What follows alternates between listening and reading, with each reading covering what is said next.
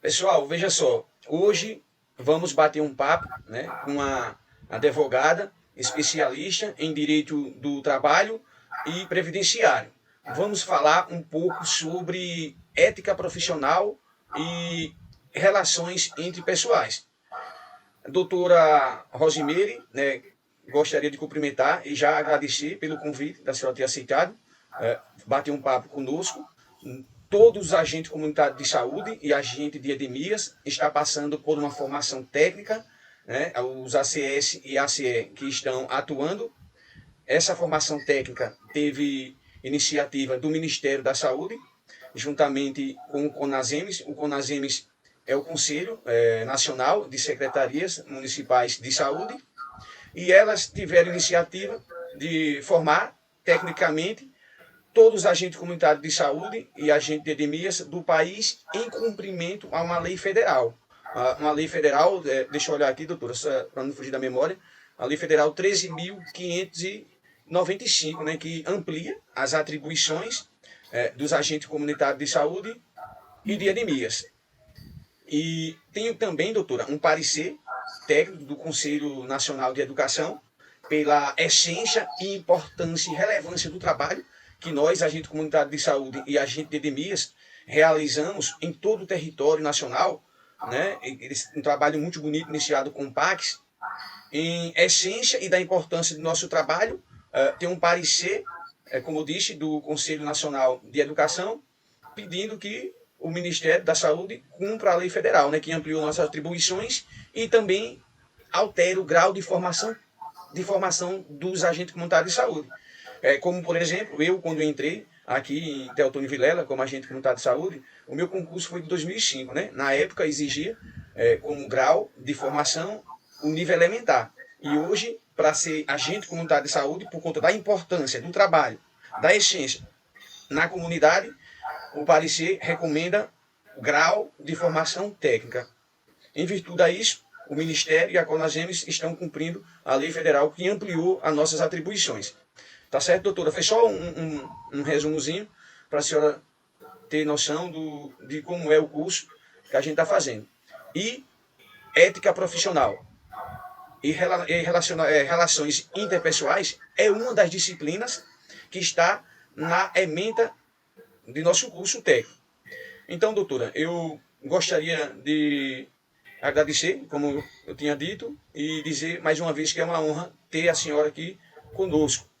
E antes de te passar a palavra, doutora, eu gostaria já de te passar já com uma pergunta. Referente à ética e à moral, enquanto a ética é um conjunto de valores e princípios que regula a conduta de um indivíduo, de um grupo e de uma sociedade, significando um modo de ser, e em contraste a isso, já a moral está relacionada aos costumes e conjunto de normas que regula o comportamento de uma sociedade. Aí eu fico aqui me perguntando, doutor, é claro, eu não tenho propriedade igual a senhora tem a formação acadêmica nessa área, quando diz que a moral está relacionada aos costumes e aos conjuntos de normas que regulam o comportamento de uma sociedade. Na verdade, isso quer dizer que hoje somos nós, enquanto cidadãos, somos regulados nossos comportamentos perante o ordenamento jurídico brasileiro, doutora. E como podemos associar esses conceitos referentes à ética, que acabei de falar, e com a moral, associando ao dia a dia de um agente público? Por exemplo, o agente comunitário de saúde e o agente de endemias. Aí eu vou passar a palavra para a senhora, doutora. Boa tarde, Paulo. Boa Eu tarde. agradeço, né, em primeiro lugar, o convite. Para mim é uma satisfação poder, né, conversar não só com você, mas com todos mais que irão acompanhar nesse nosso bate-papo. E espero que seja de grande valia, né, para agregar muito mais valor e conhecimento a esse segmento que é tão importante para a nossa sociedade. Falando a respeito do seu levar em consideração que a gente vê a princípio que a ética, ela baseia muito mais, primeiramente, o indivíduo em si, sua pessoalidade, e em relação à coletividade, seja no ambiente de trabalho, que esse é o foco mais aqui do nosso bate-papo em relação aos agentes de endemias e aos agentes de saúde, que já é num contexto mais coletivo, ou seja, essa parte mais da moral, ela visa não só abarcar a parte legislativa, as leis que vão organizar um determinado grupo de pessoas ou a sociedade, mas ela tem um contexto muito maior, porque se a gente for levar para um lado subjetivo, a família ela tem um modo de estabelecer um contexto moral que ali vai gerar um norte para uma, entre aspas, legislação, os costumes, o modo como um deve respeitar o outro. Então, a gente levando isso para o dia a dia, né, o trabalho, o ambiente em si, tudo vai começar a partir de um indivíduo, como ele vai interagir com os demais e vai fazer com que o ambiente ele tenha um contexto frutífero para ter um bom trabalho. Por exemplo, a partir do momento que eu sei das obrigações que eu tenho que cumprir no meu meio, no caso de vocês, tem tarefas referentes à visitação de domicílios, né, determinados acompanhamentos. Quando eu sei dessa minha função, eu tenho a ética no sentido profissional de que eu cumprindo bem os meus deveres, eu vou conseguir guarnecer o meu grupo, meu ambiente de trabalho, tudo vai fluir. Seguindo ainda essa linha de raciocínio, a gente vê que o ambiente de trabalho ele vai estabelecer para quem faz parte, ou seja, uma UBS, por exemplo, ela vai ter um conjunto, um padrão de situações que vocês, agentes de saúde, têm que cumprir para a coisa fluir. Então, primeiramente, a ética vai partir da pessoa, no entendimento de que eu, agindo da melhor maneira possível no meu trabalho, vou fazer fluir, e a moral referente a um contexto de organização do ambiente de trabalho que vai nortear as atividades. E o que eu fizer com ética, eu vou conseguir estar tendo uma boa sintonia com o contexto moral ali daquele ambiente. É basicamente isso. Perfeito, doutora, perfeito, muito bem. É isso mesmo, doutora. A ética e a moral, né, tanto do ponto de vista filosófico e também diante das legislações que trata da administração pública, eu acredito que tem uma associação muito grande, principalmente no que diz respeito às execuções dos meus deveres, né? Isso, Dos meus sim, deveres. sim. Então, vou passar para a próxima pergunta aqui, doutora, né, para a gente ser bem breve. Doutora, Rosemary, referente à luz dos valores humanos e morais, a ética tem como princípio ligados à justiça, à honestidade, à verdade, o respeito, à dignidade e, sobretudo, os direitos humanos. Doutora, quais os limites, as barreiras que rompem esses valores humanos e morais? E de acordo com o ordenamento jurídico brasileiro, de que forma eu, como agente comunitário de saúde ou agente de endemias, poderia responder caso esses princípios sejam violados? Olha, Paulo, eu acho importante, primeiro, acima de tudo, a gente entender que, além do contexto legal de uma situação quando um princípio na sociedade é quebrado, é a gente analisar também que cada pessoa tem um peso em relação a cada atitude que vai gerar o equilíbrio da balança, vou dizer assim. Eu vou fazer uma analogia na situação de você pensar que os princípios eles devem começar a partir de você, gerando, digamos, a observação de uma pirâmide invertida. Como assim? Como é que a gente pode fazer essa analogia? Eu costumo dizer que primeiro existe uma base, um alicerce, para a gente seguir, para a gente ramificar um raciocínio. Nesse caso, a gente primeiro tem que fazer uma autoanálise quanto pessoa, quanto profissional, em relação a esses princípios, se eu estou cumprindo cada um deles ou se eu estou deixando a desejar.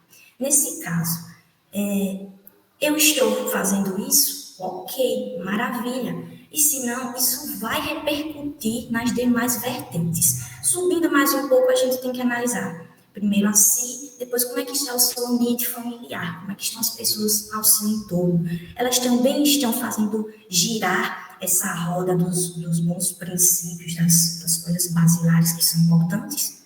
Se isso está acontecendo, ok. Mas se está havendo algum desequilíbrio, como é que vai ser feito para ajustar? Porque se a gente for levar em consideração questões de normas, não existe só o contexto jurídico da palavra. Às vezes até o próprio modo como a família ela vai se comportar, ela vai ditar regras próprias. Então, muitas vezes não parte logo para o lado judicial, mas sim para um lado organizacional de cada grupo da sociedade.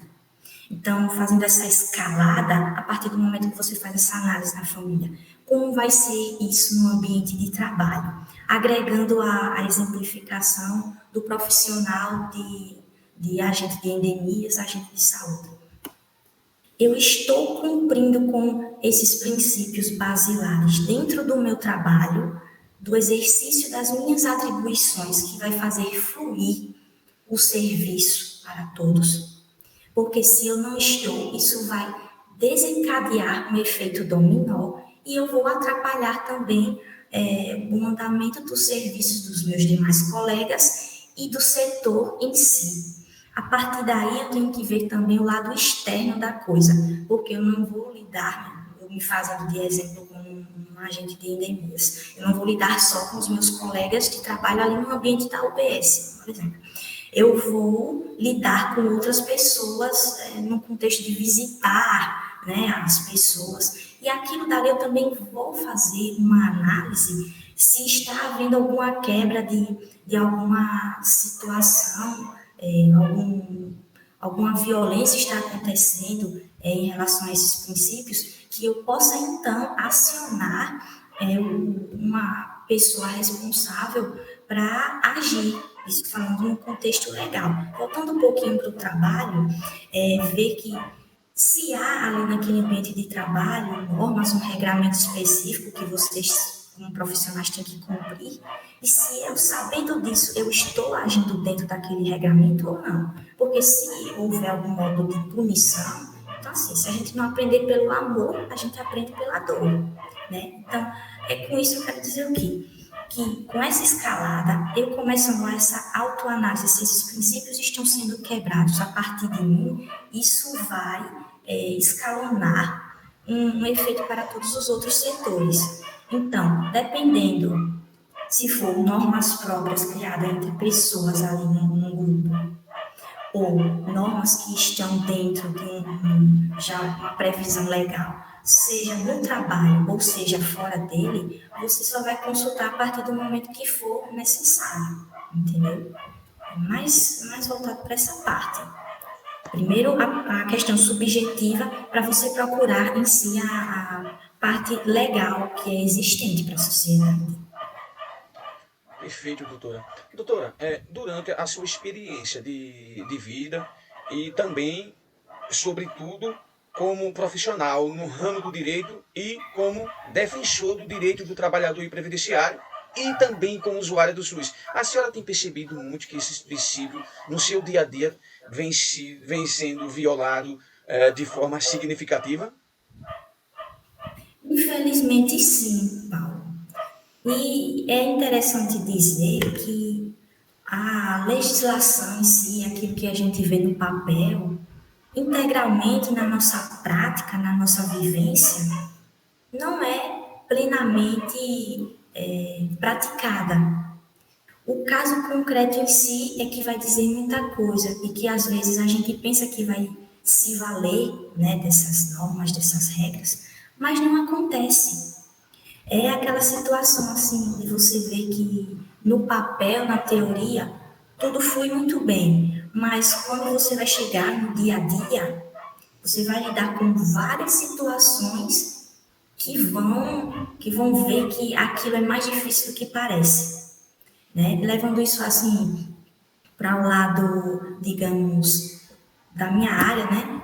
Do judiciário, é muito complicado você lidar com algo que foge da letra fria da lei, que apenas surge para você ter uma noção de que você pode utilizar, mas se você for na prática, não. Então, sei que acontece demais essas quebras de princípios, esse ferir, né, da humanidade de cada um, enfim, do acesso à justiça, do acesso à saúde, à educação. Muitas vezes a gente sabe que tem esse direito, mas a gente também sabe os obstáculos que tem que enfrentar para poder chegar até eles. Infelizmente, é uma realidade que a gente não pode deixar passar batido. É verdade, doutora, a luta é grande, né? A luta é de todos nós, seja na condição de usuário, ou como profissional, Sim, ou como defensor de um SUS de qualidade. Né? Doutora, eu vou sim, passar aqui para a próxima pergunta, para a gente não se tomar tanto seu tempo, tá certo? Doutora, tranquilo. é, eu vou citar aqui um exemplo. Cultivar o amor, fazer o bem, agir moderadamente, ser feliz, ser amigo, valer-se do coração, da razão, viver a justiça, praticar virtudes e saber escolher são mandamentos da ética essenciais para a convivência na sociedade e no trabalho. Por que, doutora, no dia a dia isso tem se tornado tão difícil? Há pessoas que, pelo fato de não gostar de outra pessoa, e acabam influenciando no trabalho e, sobretudo, no resultado final, que é o trabalho que deve ser oferecido à população.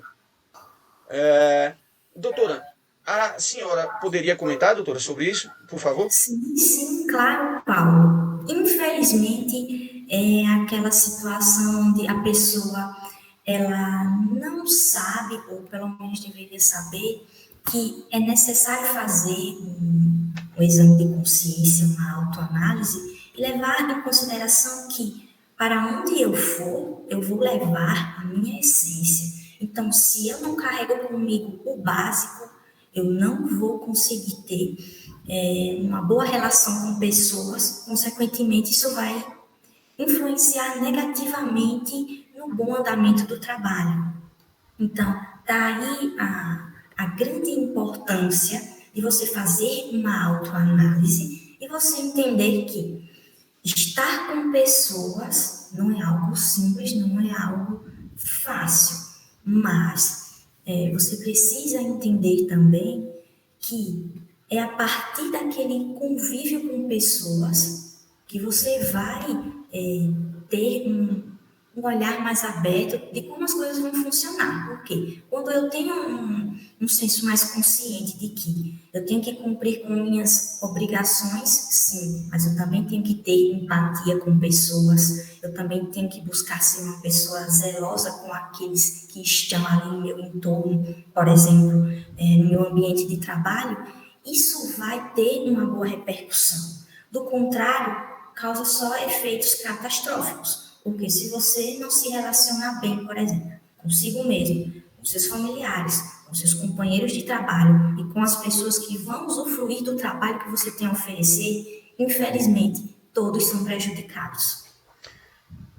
E acaba, doutora, de uma certa forma, influenciando na qualidade de serviço que deveria ser ofertado, não é Isso, verdade? exatamente, sem dúvida nenhuma. Então é aí que eu falo daquele efeito que desencadeia coisas negativas. Infelizmente, as pessoas que vão procurar um serviço de qualidade acabam sofrendo simplesmente porque estão sendo assistenciados por pessoas que estão com problemas. E aí complica, né? Vamos dizer assim que quem está ali necessitando de um cuidado, de uma atenção, fica à mercê desses problemas que uma pessoa poderia ter resolvido e acaba que respinga em quem não tem nada a ver, a gente falando assim, em geral. É verdade, doutora. Doutora, no que diz respeito à consciência ética, no que diz respeito à consciência ética, na prática profissional, de acordo com as literaturas, se dá a partir do momento que a gente pratica, né? A gente está retornando até ao que já foi dito aqui, no que diz respeito à consciência ética, na prática profissional, se dá pela prática de meus deveres relacionada à responsabilidade como trabalhador. Então, o que é que eu compreendo, doutora? O que é que eu compreendo? Né? Repito, eu sou leigo, né, para falar sobre esse assunto. Uma pessoa que deixa de fazer, de cumprir, ou melhor, cumprir os seus deveres ou responsabilidade na condição de trabalhador, muito menos se for um agente público, que a administração pública tem que ser levada a sério, ele comete crime, de acordo com o direito administrativo, e, sobretudo, é um cara que não deveria abrir sua boca para falar sobre consciência política. Ou melhor, consciência ética. Né? Quando eu falo consciência política, a gente está discutindo aqui política de condutas e moralidade de uma sociedade, de um grupo de indivíduos. Não deixa de ser política. Porque política é a real concepção de uma sociedade, de uma população, de uma comunidade. Não deixa de ser política. Sim. Não é isso, doutora? Sim, sim, sem dúvida nenhuma. Aí, às vezes, doutoras, eu fico sem entender e compreender. Por exemplo, uma pessoa, só porque se diz ser efetivo ou concursado, acha que tem o direito e o dever de agir como quer na administração pública. Na minha opinião, eu acho, doutora, que a administração pública deveria ser levada tão a sério como diz o próprio direito administrativo.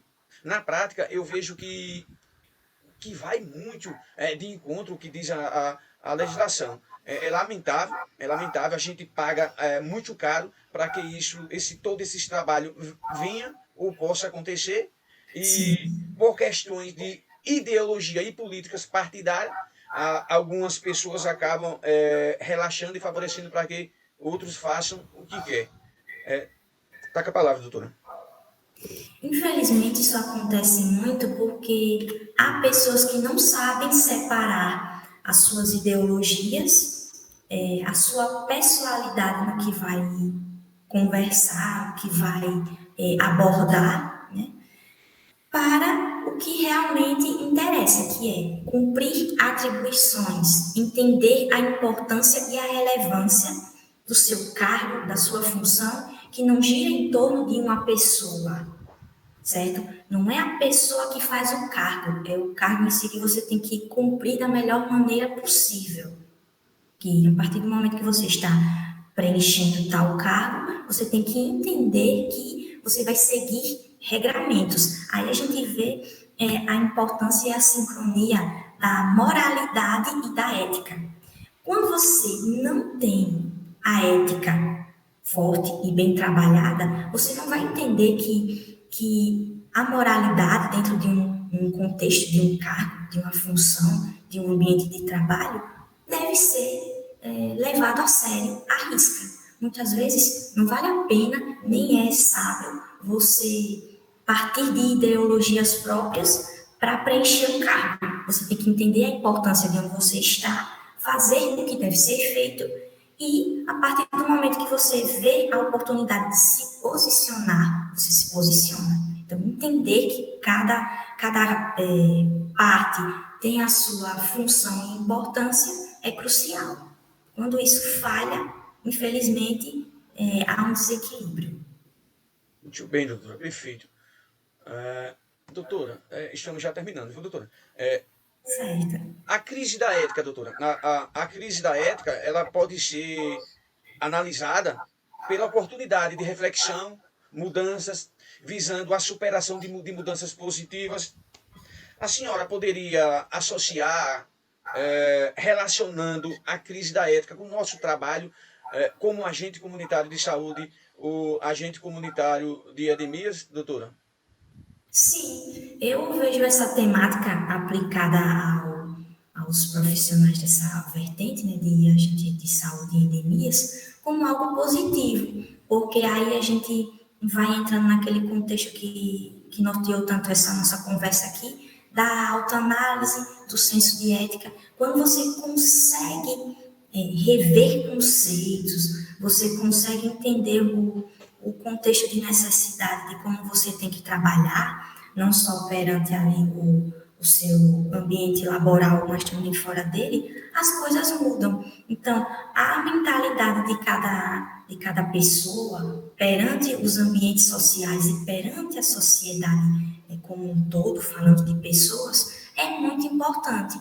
Então, não há crise que não venha para nos fortalecer, para trazer para a gente algum ensinamento. Então, na ética, isso não seria diferente. Já seria algo importante para que houvesse esse rever de conceitos, valores, e aí sim a gente aplicar no trabalho também. Nessa parte de falar sobre agente de saúde, por exemplo, você está lidando com uma área muito importante, né, que você vai englobar outras pessoas também, né, a saúde, a qualidade de vida. Então, isso também tem a ver. Quando você pensa no todo, quando você consegue enxergar que diante de uma crise você pode se fortalecer, você vai fortalecer o meio também, né? Levando só como uma parte conclusiva assim, que a partir do momento que eu entendo como eu funciono diante de um problema, de uma dificuldade, eu vou conseguir entender e levar aquilo também para outras vertentes. Porque é a mesma coisa você comparar também com o problema em si da saúde, né? E quando você não consegue se resolver, você não vai conseguir resolver outras áreas. Então, eu acho importante realmente, na área de vocês, ter esse trabalho de conscientização, de autoanálise e fazer com que isso seja expandido para o trabalho e para a sociedade que vocês têm que guarnecer, né? Da importância que vocês têm também, isso não pode ser esquecido. Doutora, estamos com 25 minutos de bate-papo sobre ética profissional e relações interpessoais. Eu acredito que eu estou falando com uma pessoa que tem muita autoridade e competência para falar sobre o assunto, até mesmo porque do ramo do direito e, sobretudo, advogada do direito do trabalho e previdenciário. Doutora, a gente vai encerrar o nosso bate-papo com uma pergunta. Sim. Mandando um recado, né, para todos os agentes comunitários de saúde e agentes de endemias que fazem o curso técnico em agente de saúde e endemias, né, pela Faculdade de Medicina da Universidade Federal do Rio Grande do Sul, a qual eu estou tendo a maior honra de participar na condição de aluno. Doutora, por que é tão importante nós, enquanto profissionais e, sobretudo, agente público, conhecer e praticar sobre os bons modos da ética e da moralidade no, no nosso trabalho? Olha, é muito importante porque uma coisa se liga à outra. Você pode perceber que a partir do momento que o profissional ele se entende como pessoa e que ele vai fazer isso perpassar também no seu trabalho e com as pessoas que vão fazer parte dele, as coisas funcionam da melhor maneira possível. Então, assim, você entender que o ambiente de trabalho ele não é feito só por você, mas sim por outras pessoas, vai fazer com que você desenvolva competências como a importância de pensar no coletivo, a importância de fazer o seu trabalho a fim de que o trabalho dos demais também possa ser otimizado. E Empatia, com né, doutora? isso, e com Empatia, isso né? exatamente. E com isso você vai passar isso também para os que vão ser favorecidos, as pessoas que vão procurar pelo serviço. Então, como você bem falou, você ser uma pessoa empática para entender o contexto de diferentes num ambiente onde vocês têm que ter sincronia é importante, porque no fim das contas, a sociedade que procura vocês é que vai só ter a ganhar e se beneficiar com essa consciência, né? Doutora, muito obrigado por ter aceitado o convite e ter está disposta a estar aqui, né, contribuindo também para a nossa formação dos agentes comunitários de saúde e agentes de endemias em todo o território brasileiro. Tá certo, doutora? Obrigado, Jesus te abençoe e até a próxima oportunidade, assim se Deus nos permitir, permitir. Amém, Tá certo? amém. Muitíssimo obrigada pela oportunidade e qualquer coisa estamos aqui à disposição. Agradeço muito o convite, esse bate-papo é super interessante e com certeza que vai nortear aí as ideias e o bom andamento dessa classe importante. Obrigada Obrigado e mesmo. um forte abraço, doutora. Abraço, até a próxima.